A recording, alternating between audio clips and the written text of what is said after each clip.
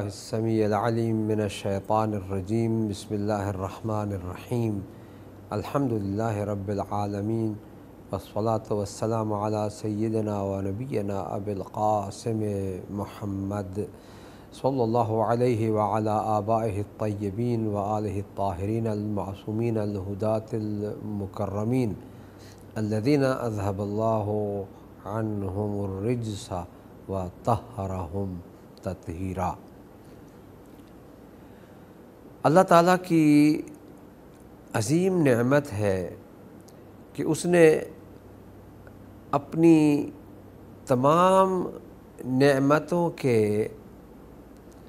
حصول کے لیے ہمارے لیے ایک ایسا نظام قرار دیا ہے کہ ہم اس کی نعمتوں سے بھرپور استفادہ کریں۔ حقیقت یہ ہے کہ خداوند عالم ہمیں اس دنیا میں پیدا کرنے کے بعد ہم سے غافل نہیں ہے کہ ہمیں کیا چاہیے اور کیوں چاہیے اور کب چاہیے اور کہاں چاہیے اور کیسے چاہیے اور کب تک چاہیے۔ یہ سب وہ باتیں ہیں کہ جو یقیناً عدل الہی کے عین مطابق ہیں۔ عدل الہی کا تقاضا ہے کہ وہ اپنی نعمتوں کے لیے کہ ہم ان سے بہرور ہوں ایک ایسا نظام قرار دے کہ جس سے ہم صحیح طور پر اور یقینی طور پر اس کی نعمتوں سے استفادہ کر سکیں، اور وہ نظام توسل ہے۔ توسل وسیلہ، نظام وسیلہ ہے۔ ہمیں توسل باہل بیت کے حوالے سے یقیناً اس بات کو تسلیم کرنا ہوگا کہ خدا اپنی ہر نعمت ہم تک پہنچانا چاہتا ہے، لیکن اس کی قدرت کاملہ اور ہمارا عجز کامل، یہ دونوں ایسی چیزیں ہیں کہ ہم اس تک پہنچ نہیں سکتے ہیں، اور اگر وہ ہمارے پاس آئے یہ اس کی شان ربوبیت کے خلاف ہے۔ ضروری ہے کہ وہ ہمارے اور اپنے درمیان ایک وسیلہ قرار دے۔ اس نے ایک نظام بنایا ہے جسے نظام وسیلہ کہتے ہیں، اور اس نظام وسیلہ کے ہوتے ہوئے ہمیں حکم یہ دیا گیا ہے وَابْتَغُوا إِلَيْهِ الْوَسِيلَةَ، اللہ تعالیٰ کی ذات تک پہنچنے کے لیے وسیلہ تلاش کرو۔ اب یہاں پر ایک نقطہ جو یہاں اس موضوع سے پہلے مرحلے میں ضروری ہے وہ یہ ہے کہ خدا نے ہمیں یہ نہیں کہا کہ تم وسیلہ بناؤ۔ وسیلہ کا بنانا اللہ کا کام ہے۔ اللہ اپنے معیار کے مطابق وسیلہ بناتا ہے۔ کسے وہ اس لائق قرار دیتا ہے کہ وہ اس کی بات ہم تک پہنچائے، وہ یقیناً ایسا وسیلہ کہ جو صادق اور امین ہو، یعنی جو کچھ خدا اسے دے وہ بعین ہی ہم تک پہنچائے، اور جو کچھ ہم کہیں ہماری بات بھی خدا تک پہنچائے۔ طرفینی معاملہ ہے۔ توسل باہل بیت کے حوالے سے ہم اہل بیت علیہم السلام کے ساتھ جو توسل کرتے ہیں، انہیں وسیلہ بناتے ہیں، ہم اس لیے انہیں وسیلہ قرار دیتے ہیں کہ انہیں اللہ نے وسیلہ ہونے کا منصب عطا کیا ہے۔ وسیلہ کہتے ہی اسے ہے کہ جو ایک کی بات دوسرے تک پہنچائے۔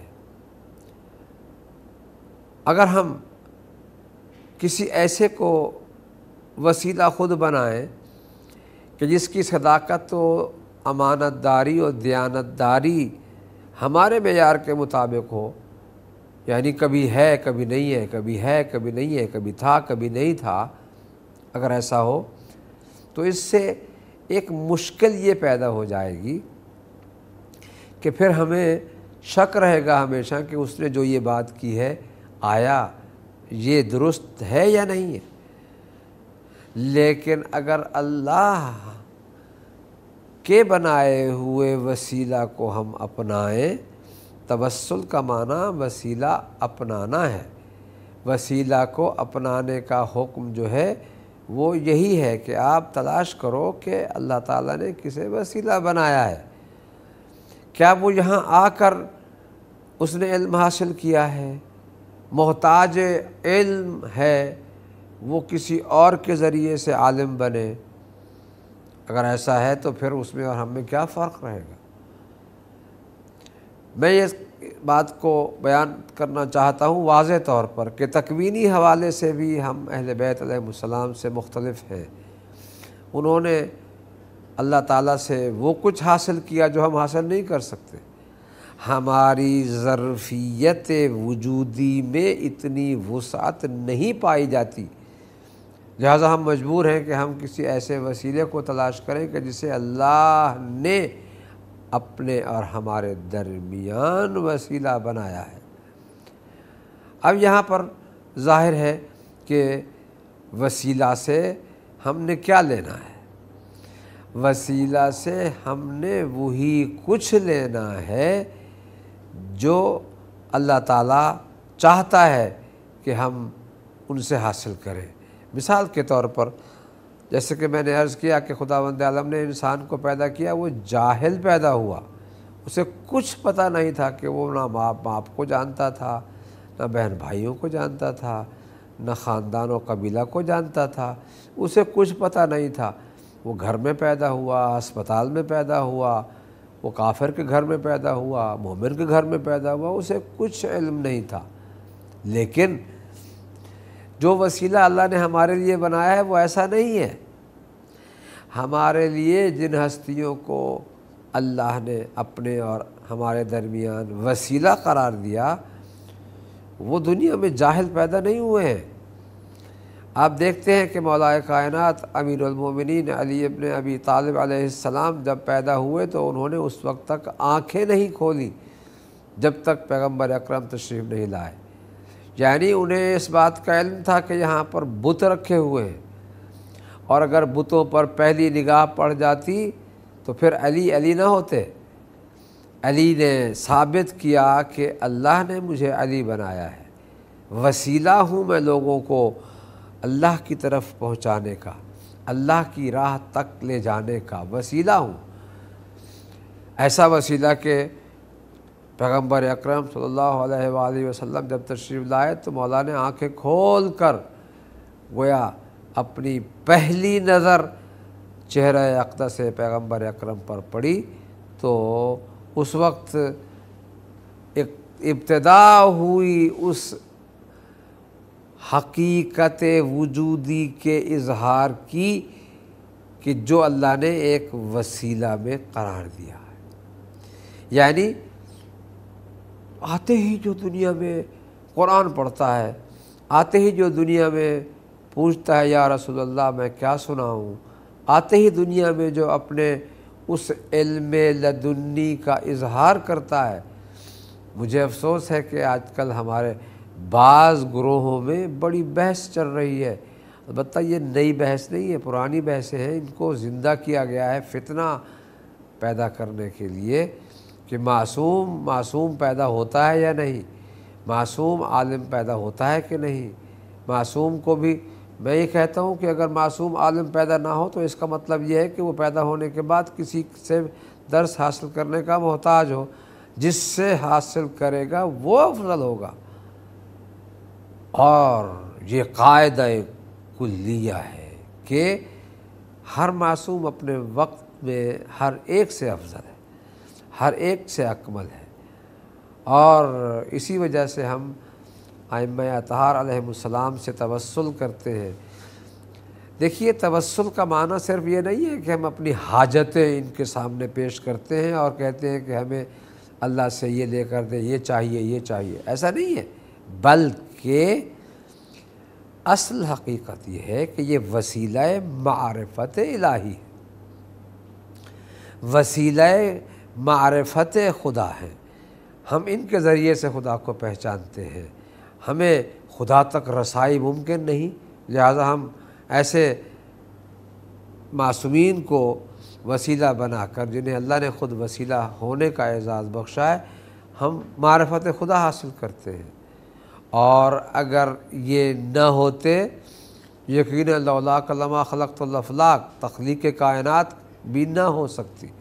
وجود کائنات مرہون منت ہے ان کے وجود کا، اور بقائے کائنات بھی مرہون منت ہے ان کے وجود کی۔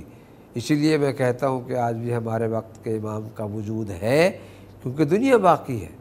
بقائے عالم دلیل ہے وجود معصوم کی، لہٰذا ہمیں انہی سے ہی توسل کرنا ہے، انہی کو ہی وسیلہ بنانا ہے، انہی سے ہی معرفت الہی حاصل کرنی ہے، انہی سے ہی ہمیں درس توحید ملتا ہے، انہی کے ذریعے سے ہی ہمیں حقوق کا درس ملتا ہے۔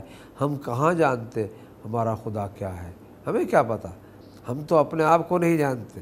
اس لیے کہا گیا نا من عرف نفسہ فقد عرف ربہ، جس نے اپنے آپ کو پہچان لیا اس نے گویا اپنے رب کو پہچان لیا۔ اس کا مطلب یہی ہے کہ معرفت نفس ہمیں کہاں سے حاصل ہوگی کہ ہم کیا تھے، کہاں سے آئے، ہمارا وجودی ڈھانچہ کیا ہے، ہمیں کیا پتہ؟ اللہ تعالیٰ نے بتایا ان کے ذریعے سے۔ اب مثلاً میں یہ کہتا ہوں کہ قرآن مجید پیغمبر اکرم صلی اللہ علیہ وسلم پر نازل ہونے والی وہ 23 سال کے عرصے میں وہ کتاب ہدایت ہے کہ جس میں ہر چیز کا بیان ہے، لا رطب ولا یابس، ہر خشک و تر اس میں موجود ہے، بیان ہے، الا فی کتاب مبین۔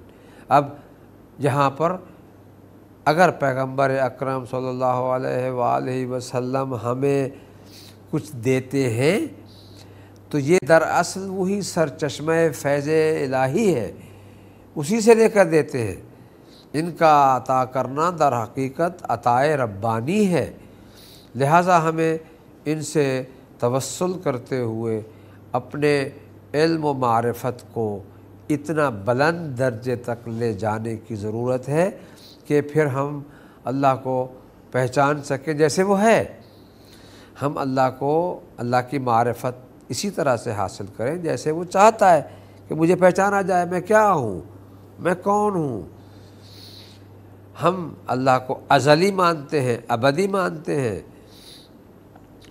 اب وہ لوگ کہ جو معاذ اللہ ثم معاذ اللہ جو پیغمبر اکرم کو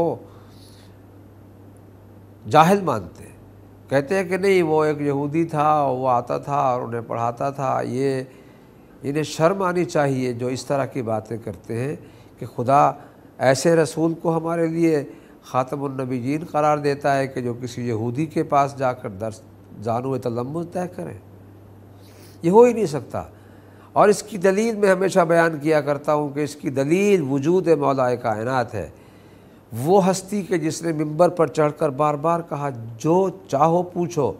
اب یہ جو چاہو پوچھنے کا دعویٰ کرنے والا کسی یہاں رہنے والے سے علم حاصل کر کے یہ دعویٰ کرتا ہے، اس کا دعویٰ در حقیقت علم الہی کی عکاسی کرتا ہے کہ ان کے پاس علم الہی ہے، خدا نے انہیں عطا کیا ہے۔